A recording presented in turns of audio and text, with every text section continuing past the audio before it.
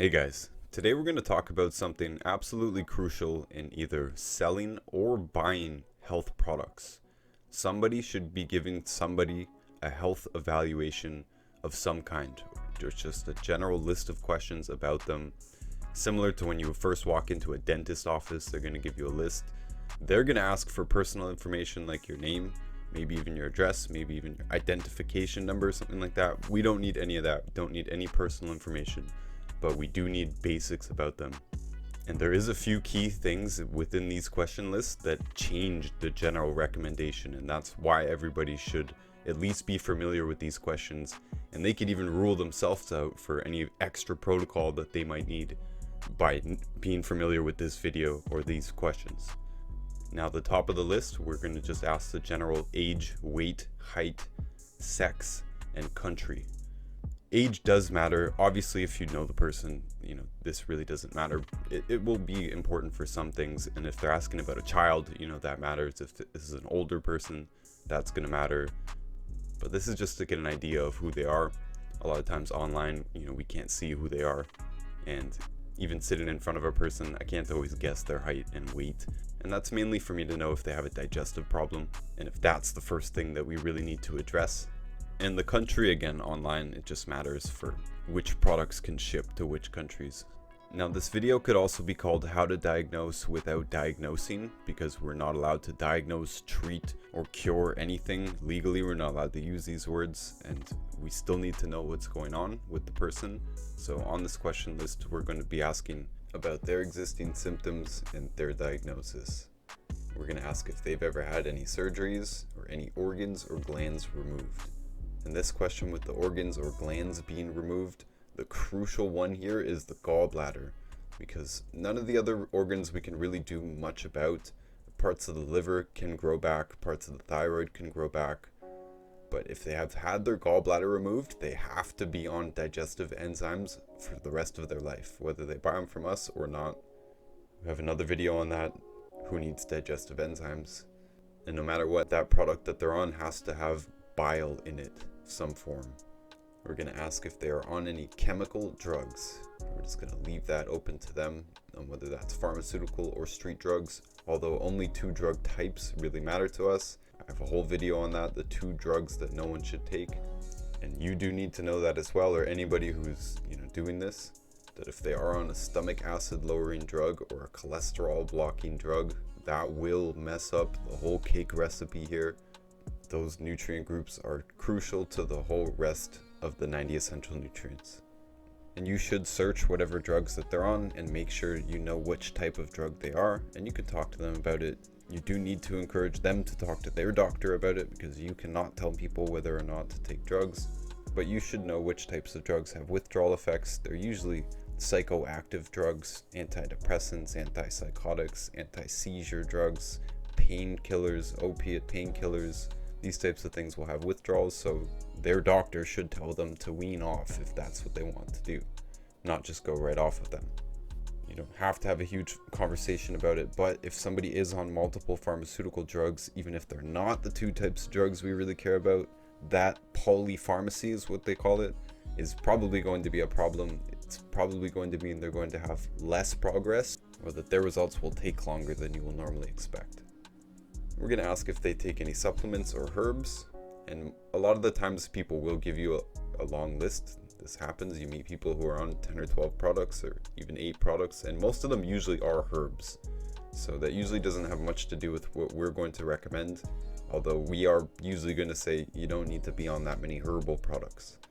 It's good to be on them, and I would just change up the type that you're on, because you don't need to take the same type of herbal product forever, basically. And there will be herbs in a lot of the products that we're talking about, but on lower doses. We're going to ask if they avoid any foods already, if they have any food sensitivities or allergies. We want to get a good idea of what they're eating. Some people avoid huge groups of foods. There's full-blown vegans out there, and there's people that have lots of food sensitivities. That's going to tell us that they have a digestive problem, and that's probably going to be where we're going to be focusing our recommendation. A lot of people will be highly recommending them do something about their digestion first before they really worry about the supplements. Maybe the products that they're buying will be digestive focused products. I have what I call a digestive pack, and there are many other digestive products that we could recommend. We could also recommend diatomaceous earth. Some people, I won't even mention it in their original protocol. We talk about it enough. Some people all say you should really do this. And allergies, by the way, it's one of the things you should know if they're allergic to shellfish, because we do have shellfish in some of our products, and we do have a shellfish-free pack. We're going to ask if they have any skin, lung, or digestive issues, and not really going to change things unless they do have a digestive problem. We probably already would have seen that by now. It's probably going to be in their diagnosis and symptoms. They're probably going to be an overweight. So if they do have any extra skin or lung problems, we're just going to lump that into the same category and assume that we have to approach their digestion first and foremost. Now, I've been asking for years if they know their blood type. I just like collecting that information. There's not much definitive patterns that I can say for sure because so many people don't know their blood type. You do not have to ask this question. It's really just for my own internal database. And it's not really going to change anything about their protocol. What might change is if they come with a long list of problems and, for example, they're an O blood type and they're avoiding meat, say they're vegan. Well, they should probably look into the blood type diet a little bit because it's going to tell them that they really should be eating red meat. And that alone will probably make them feel a million times better. And just like with the 2 drugs that no one should be on, if you're not absorbing iron correctly, for example, which might happen in the O blood type if they're not getting heme iron from an animal source. Well, iron is one of the critical nutrients in the 90 essential nutrients. So there's still going to be problems because that's not one of the nutrients that we recommend in supplement form, and it's not one that you're going to find a lot of in our products. Now, I ask if there's any sleep problems, teeth grinding, or sweating. Sleep problems could be multiple things. If it's just general, it's probably going to be largely mineral deficiency either way. Teeth grinding and sweating, or nightmares or getting up during the night to urinate, if that's one of the things that they say in their sleep problems, those are all going to be symptoms of blood sugar problems. So that just gives me a little bit more information. And if they've already had digestive problem things on their list above, it just tells me even more that how that's affected them. This question, were they born C-sectioned, really only matters for younger people. And the main thing is if someone is asking about a child and they have some sort of skin problem, lung problem, digestive problem, behavior problem, maybe something like ADD, ADHD, autism, we're assuming there's going to be a digestive problem involved. And often it is a child with siblings that were not C-sectioned, and the one that was C-sectioned is the one with the problem. When the baby is going through the birth canal, it's exposed to its first batch of good bacteria. This is the foundation of its own digestive system, so this could set it up for poor digestion right from the start. And this can be corrected anytime just by feeding the baby or the adolescent probiotics. They could carry this problem into their teens, and this could be corrected with high batches of probiotics every day from food or from supplements. And of course, by avoiding the bad foods, obviously. But for adults, this does not matter. If they're an adult with a digestive problem, it's the same recommendation. This next question is for women only. Are they pregnant or nursing or trying to conceive? This goes mostly for the herbal medicines. If they're already on herbal medicines or herbal products in general, when we asked them before about their supplements, we would probably recommend not to do that. Nutrition is very important when pregnant, but they shouldn't be taking all these plant medicines because they do act similar to drugs, and when you're taking a bunch of them, they can counteract each other. We don't really know how that all works. So having some herbs for sure, cooking, spices, all this stuff, this is the same prototype of plant medicine. It's just not concentrated down into a tincture or something like that, which a lot of people are taking regularly. And we wouldn't be recommending any detox or anything like that for someone who's pregnant, nursing, or trying to conceive. And there are some key nutrients that someone who is pregnant might want to boost, especially zinc, and making sure they're taking their full doses of particularly the calcium family. Next question, do they drink anything carbonated? I've had this question on for a few years now because some people do have a soda habit or they drink carbonated water all the time, and this wasn't on my question list before. So if they do that, I'm just going to specifically recommend that they don't do that, even though that's in our general food recommendations. They might skip past that. I'm going to go out of my way and say it twice.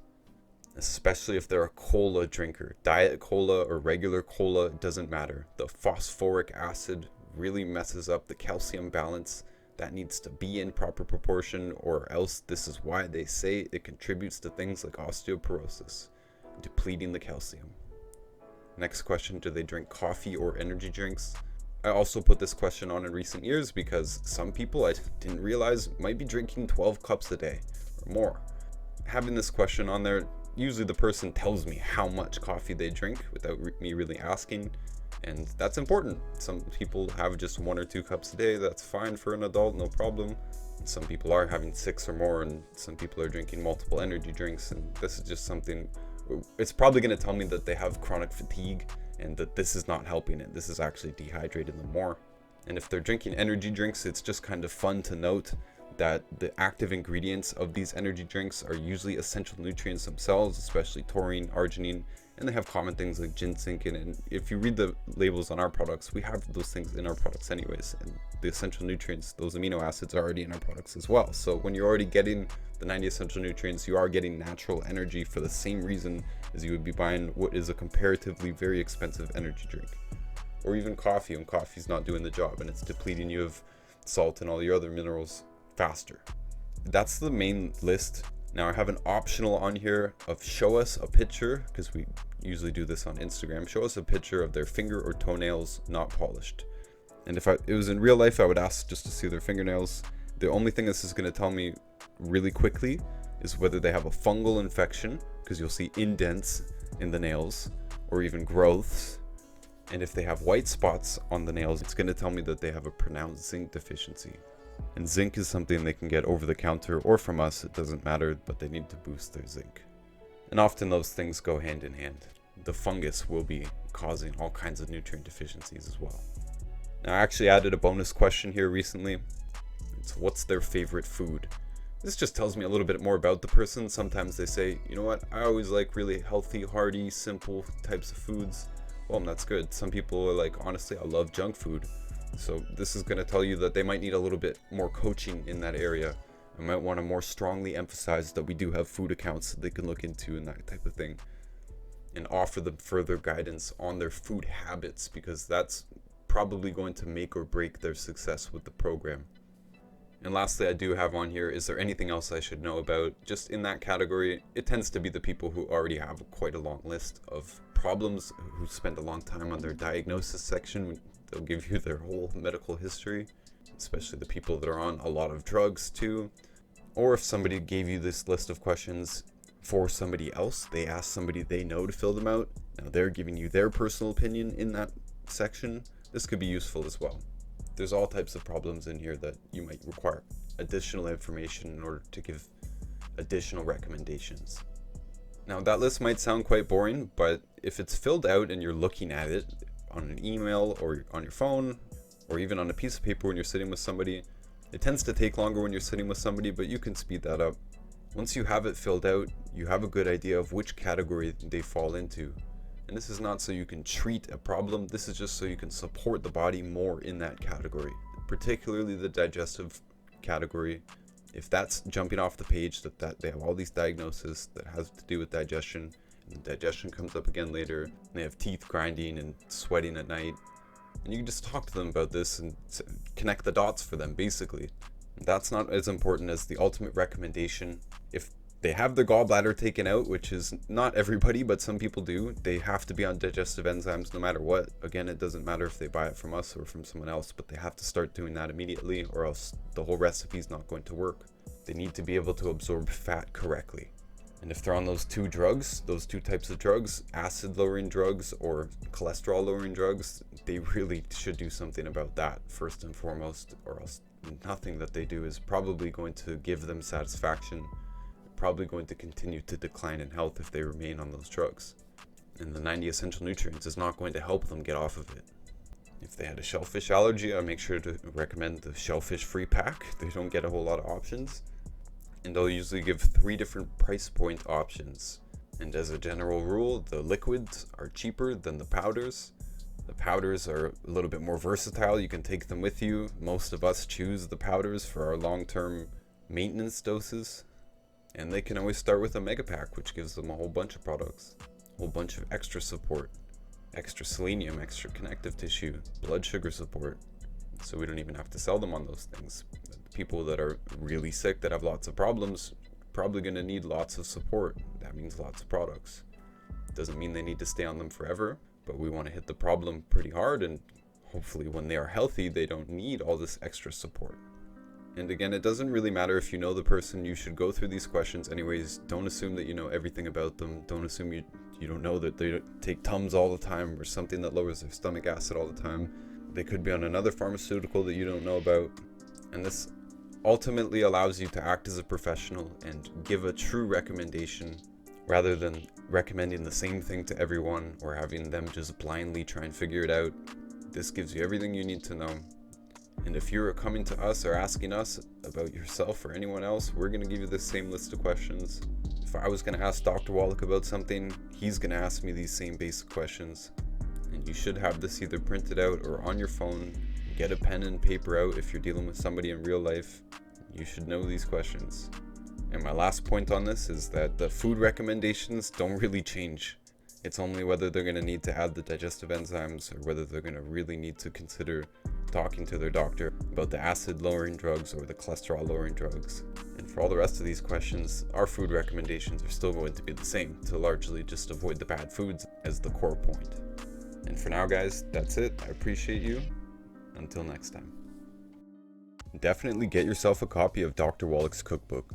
This is basically a textbook teaching you everything you know about how to cook without the bad foods, particularly oil and gluten and all of the other problematic things on the list. This is 300 pages stuffed full of recipes, every traditional recipe that you could think of, and modern dishes without the bad foods that they're usually made from.